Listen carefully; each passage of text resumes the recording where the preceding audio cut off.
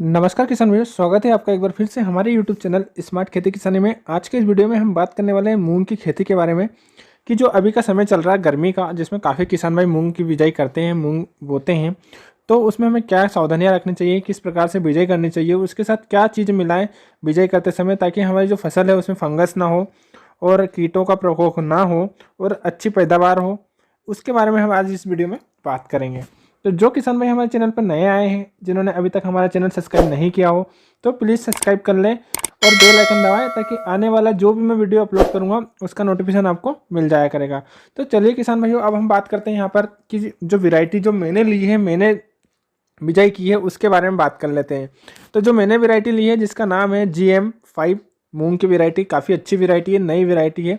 तो ये बिजाई की है जो आप स्क्रीन पर देख रहे हो, ये है। तो अब इसमें बात आती है कि हमने क्या चीज़ें मिलाई जिससे हमारी फसल के साथ बोकर हम बो सकते हैं, मतलब क्या चीज़ें मिलाएं फसल के साथ जिससे हम बिजाई कर सकते हैं। तो सबसे पहले मैं बात करूँगा यहाँ पर कि मैंने इसमें 3 चीज़ें मिलाई हैं। एक तो फफूंदीनाशक और एक हेमिक एसिड जो आता है वो, जिसके 2-3 एसिडों के साथ में मिलाकर डाल सकते हैं, और एक DAP।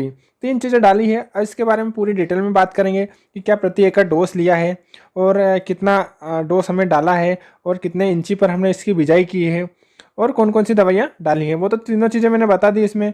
अब बात आती है कि फफूंदीनाशक कौन सा लिया है। तो फफूंदीनाशक के बारे में बात कर लेते हैं।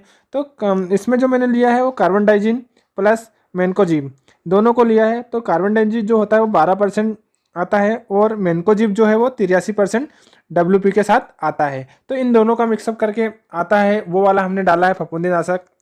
वहीं अगर मैं इसके डोज की बात करूं तो 500 ग्राम प्रति कुंटल के हिसाब से इसका डोज लिया है। अब क्या होता है कि काफ़ी किसान भाई 1 कुंटल बिजाई नहीं करते हैं, कोई 40 किलो, कोई 50 किलो, इस हिसाब से करते हैं। तो 250 का जो पैक आता है उसमें उनका काम हो जाएगा।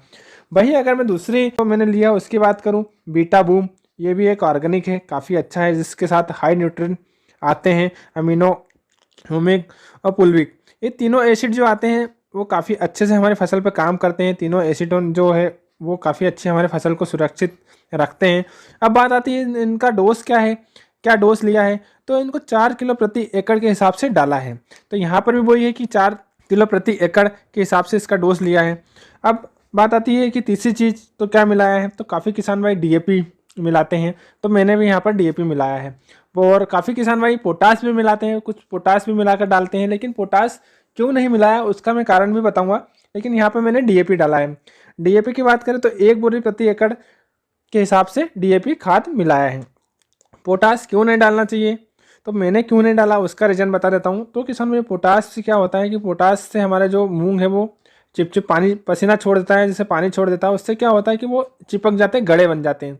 तो जब शिडिल चलती है तो जब गड़े बन जाते हैं तो वो शिडिल की जो नलियाँ रहती है उसमें अड़ जाते हैं। उससे क्या होता है कि हमारी आधे से ज़्यादा जो चास है वो खाली चले जाते हैं, तो उससे हमारी समस्या आती है। तो इसलिए मैंने पोटास नहीं डाला है। बाद में पोटास का इसमें स्प्रे जरूर करेंगे, उसके बारे में भी बताऊंगा मैं आपको वीडियो में। तो इसमें मैंने DAP लिया है। तो ये तो हो गई कि हमें बिजाई करते समय क्या क्या चीज़ें डालना चाहिए। तो यहाँ पर फफूंदीनाशक हो गया, एसिड हो गया और DAP हो गया, 3 चीज़ें मैंने मिलाकर डाली है। अब बात कर लेते हैं कि इसे कितनी दूरी पर हमें बिजाई करना है। तो यहाँ पर किसान भाइयों डिपेंड करता है कि आप कौन सी वैरायटी ले रहे हो, क्योंकि काफ़ी वैरायटी जो रहती है जिसके पत्ते बड़े आते हैं, अच्छा पौधा भी बड़ा होता है, गोड़ भी उसका घना रहता है, ताकि हम जितनी दूरी पर लेंगे उससे ज़्यादा उससे फ़ायदा होगा। और जैसे आप डाट बो देंगे, मतलब पास पास बो देंगे, तो उससे क्या होता है कि वो पौधा सही से प्रॉपर ग्रोथ नहीं कर पाता है, उसे जो न्यूट्रिएंट्स चाहिए वो मिल नहीं पाते हैं पास पास होने के कारण।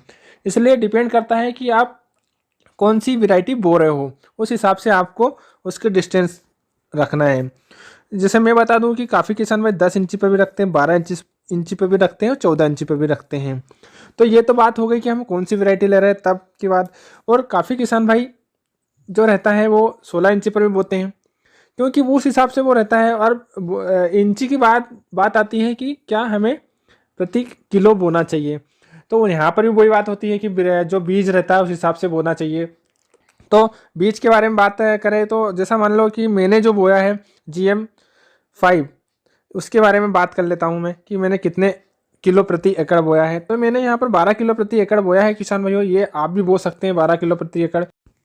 और किसान भाइयों ये सूखे में बिजाई की हुई है और सूखे में बिजाई करने के बाद इसमें पानी लगाना पड़ता है। लेकिन काफ़ी किसान भाई क्या करते हैं कि सूखे में बिजाई करने के बाद में बेलर 32 जो आती है उसका स्प्रे करते हैं, उसके बाद पानी लगाते हैं। तो ऐसा मैंने भी किया है या मुझे भी करना है, क्योंकि आप जैसे ही क्योंकि हमारी जो खरपतवार होती है उसे भी हमें कंट्रोल करना पड़ता है। तो सबसे पहले आप एक सूखे में बिजाई कर दें, उसके बाद में उसका बेलर 32 का स्प्रे कर दें और फिर पानी लगा दें। उससे क्या होगा कि जो आपका जो खरपतवार जो ऊँगता है, जो छोटे छोटे जो खरपतवार आते हैं वो उन्हें आसानी से कंट्रोल कर देगा।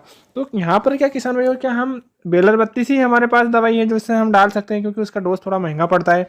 तो इसके अलावा कोई अल्टरनेट दवाई नहीं है, तो वो आपको मैं नेक्स्ट वाले वीडियो में बताऊंगा किसान भाइयों। आज के वीडियो में यही सब कुछ था। यदि आपको जानकारी पसंद आई हो तो इसे लाइक करें और साथ ही साथ मेरे चैनल को सब्सक्राइब करना ना भूलें।